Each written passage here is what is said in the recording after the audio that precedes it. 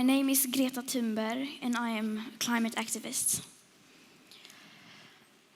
Around the year 2030, we will be in a position where we probably set off an irreversible chain reaction beyond human control that will most likely lead to the end of our civilization as we know it. That is, unless in that time, permanent and unprecedented changes in all aspects of industrialized society have taken place, including a reduction of our CO2 emissions by at least 50%. And please note that these calculations are depending on inventions that have not yet been invented at scale. Furthermore, these scientific calculations do not include most unforeseen tipping points and feedback loops. Nor do these calculations include already locked-in warming hidden by toxic air pollution, nor the aspect of equity, which is absolutely necessary to make the Paris Agreement work on a global scale. And these calculations are not opinions or wild guesses. These projections from the IPCC are backed up by scientific facts. So, if we are to stay below the 1.5 degrees of warming limit, which is still possible within the laws of physics, we need to change almost everything. We need to start living within the planetary boundaries. This will be a drastic change for many, but not for most, because most of the world's population is already living within the planetary boundaries. It is a minority who are not. The richest 10% of the world's population emits about half of our emissions of greenhouse gases. The richest 1% emits more than the poorest 50%. And this is not about glorifying poverty. This is about the laws of physics and the remaining amount of greenhouse gases that we can still emit into the atmosphere to be in line with the Paris Agreement. It is not people in countries like Mozambique, Bangladesh, or Colombia who are the most responsible for this crisis. It is mostly down to people like you here in the audience, entrepreneurs, celebrities, politicians, business leaders, people who have a lot of power. People who consume enormous amounts of stuff, who often fly around the world, sometimes in private jets. Your individual carbon footprints are in some cases the equivalent of whole villages.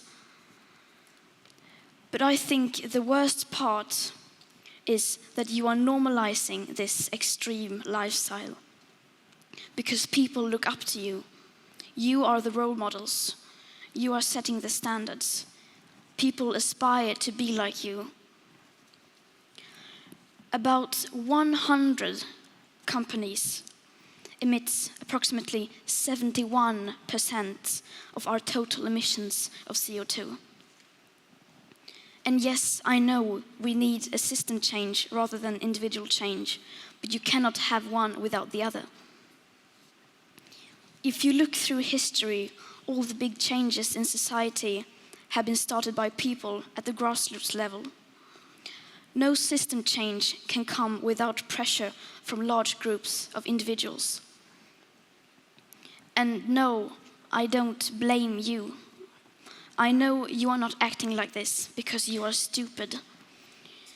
You are not ruining the biosphere and future living conditions for all species because you are evil. At least I hope not. I know that almost every one of you are simply uninformed, just like the rest of the world's population. I know that you here in the audience didn't travel here to see a 16-year-old girl who says strange and uncomfortable things. But you know what? We need to dare to be uncomfortable. We need to be brave enough to say and do things that may not increase our profit or our popularity, because otherwise we won't stand a chance. We need to start thinking outside the box, to acknowledge that we don't have all the solutions to the climate and ecological crisis yet, unless those solutions mean that we simply stop doing certain things. We need to accept that the market and new technologies will not solve everything for us. We need to admit our common failure, and then we need to act while there's still time. At meetings like these, you love to listen to entrepreneurs, new ideas, new inventions. But when it comes to the climate crisis, the time for those magic new inventions has just about come and gone. And even though we most certainly need to embrace every bit of new, clean technology, we can no longer look away from the obvious fact that we also need to change our behavior, and some more than others. The theme of this year's Brilliant Mind conference is flexibility quotient. It's what the organizers call a symphony of big picture thinking. Well, here is some big picture thinking for you. If you regularly fly around the world, eat meat and dairy, and are living a high carbon lifestyle, that means you have used up countless of people's remaining carbon budgets that they will need in their everyday life for generations to come. And if that wasn't enough, those whose carbon budgets we are stealing are the ones least responsible and the ones who are going to be affected the most by this crisis. Everyone and everything needs to change, but the bigger your platform, the bigger your responsibility. The bigger your carbon footprint, the bigger your moral duty. To make the changes required, we need role models and leaders, people like you. I'm certain that most of you sitting here will have the courage, the wisdom, and the common sense to take a few steps back, to see the full picture, to make the sacrifices that are necessary, and to become the leaders we need you to be. The question is, will you do it in time? Future generations are counting on you. Don't let us down. Thank you.